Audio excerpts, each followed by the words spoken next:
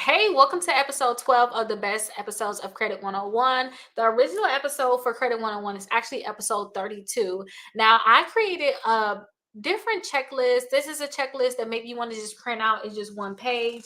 It's not so detailed as the original checklist that I did create for you guys.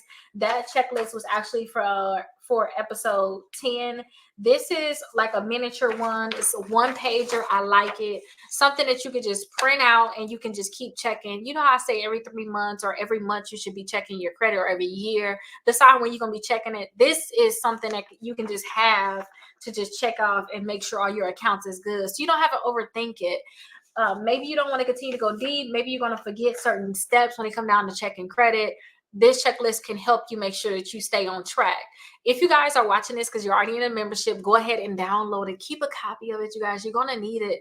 You're going to need to continue to check your credit. I know, like me, I'm seeing so many credit reports. I can just skim through it and I can already see different errors. I can just see if there's something wrong.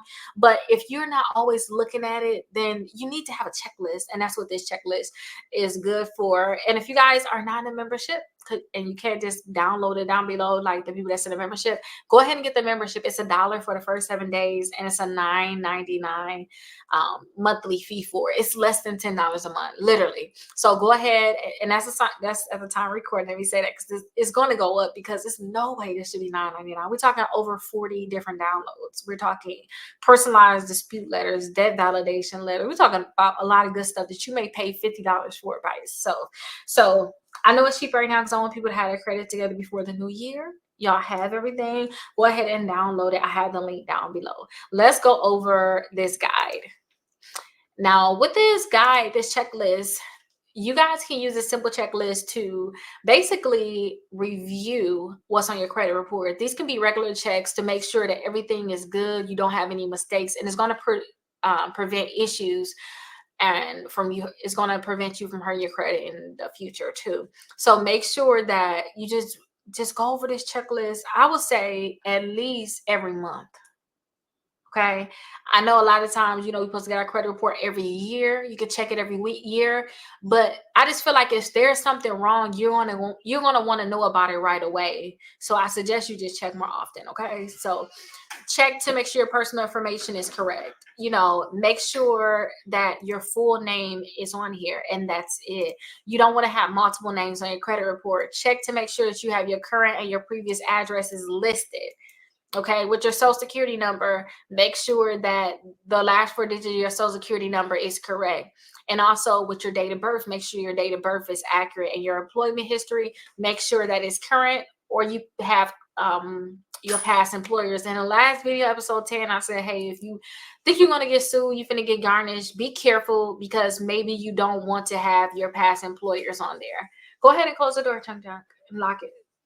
Now, the next one is you want to review the accounts and trade lines on your credit reports. So the account ownership, are all of your accounts yours? Do you have any authorized accounts that shouldn't be on there? Is the account status correct? The accounts that say open, are they really open? The accounts that say closed, are they really closed? The payment history, is it correct? Do you have any late payments on there? Do you have any late payments that's wrong? These are the different things you should look at. If you don't have late payments, but you should have one, we're not worried about that. Okay, we worry about what's there that shouldn't be there, or that we don't really want to be there. The balance and the limits, are those accurate? You want to make sure that the balance that's reporting to these accounts are correct, and then also the limits are correct too. And then check the public records, check for the bankruptcy, see if you have any tax liens or judgments. We talked about how tax liens and judgments should not be on your credit report. And also within the membership, I created a letter that you guys can send in if you do have tax liens or any judgments. So go ahead and download that letter. And are the public records showing correctly or incorrectly, especially with those bankruptcies? These are things that you should look for. Also, review your inquiries. Those hard inquiries, those are ones where you actually do a full-on credit application, the ones that you authorize. Are there any inquiries on there that shouldn't be on there? You never applied for Capital One, but for some reason you got a Capital One inquiry from 4 months ago. That's something you need to call the credit bureaus and tell them they need to remove it because you did not authorize it. Also, with soft inquiries, and these are for those things that don't affect the credit score. These things you may not see when you really pull your credit report, the soft inquiries. Those are for those credit cards that say you can pre-qualify you without a hard inquiry. That's what that is. Those soft inquiries, usually you're not going to even see it. You really don't have to worry about those too much. Now, collections and charge-offs. If you have collections and charge-offs, you just need to be ready to fight. And I'm being honest, because you don't want collections and charge-off really on your credit reports. And a lot of times with these collections and charge-off, you could possibly sue them and get these accounts off your credit reports.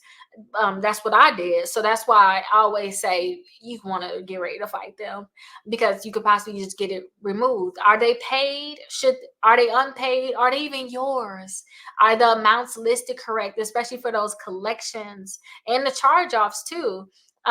Sometimes you'll see that maybe you had a Capital One account, maybe they sold it to Midland or something. You will see that they didn't even update the balance on Capital One end. They still got the balance the same. So now this new company, Midland Collection Company, asking you for money, and they asking for the same exact amount that Capital One still reporting. Like, did the charge off not report correctly? Like, are they supposed to be reporting zero balance?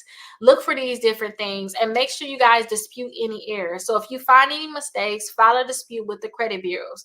And then make sure you guys keep all your records, save copies of all your reports or any disputes. If you guys have to do disputes, you guys, we have dispute letters within this membership. But really, disputes, we go over it in particular. If you want to really dive deep and you want to know about like how I sued Midland or how to set up these different things, these things are really inside of my exclusive credit membership. But you guys have dispute letters in here, and actually in the next episode 13 and 14, you got a dispute letter that you can technically send to the credit bureau. So you have this is the dispute letter. I have all of the documents and stuff that's inside the membership. I print them all out here so I can look at them while I'm recording these videos for you all. But you had a dispute letter. So if you see something that's incorrect, send a dispute letter in about it. And not only do you want to send out dispute letters for personal information, you need to just call the credit bureaus up. Inquiries, you need to just call them up. If you know for sure that you have an inquiry that should not be on your credit report, you really do not authorize it, and they do not want to remove it, like you call the credit bureaus and tell them to remove it, maybe you need to send out a letter, certified mail. Anything you send them, you need to send a certified mail, because they're going to lie and say that they never got it. So you need to send it certified mail, and maybe you want to consult with an attorney and talk about permissible purpose, how you did not possibly give them authority. Not possibly, you did not give them authority to pull your credit reports. And how you have these fraudulent inquiries that should be removed from your credit reports. Don't forget, inquiries do drop and lower your credit score. And I did see denials talking about inquiries. So this is a big thing. So get the dispute letters. If you see anything wrong, go ahead and fix it. If you guys have any questions, let me know in the comments. Download that form if you guys are watching this in the membership. If you don't have a membership, like, what are you waiting on? It's $1 for 7 days. Not only is $1 for 7 days, it's less than $10 a month. It's no excuse. You got so much stuff in here. I'll see you guys in the next video.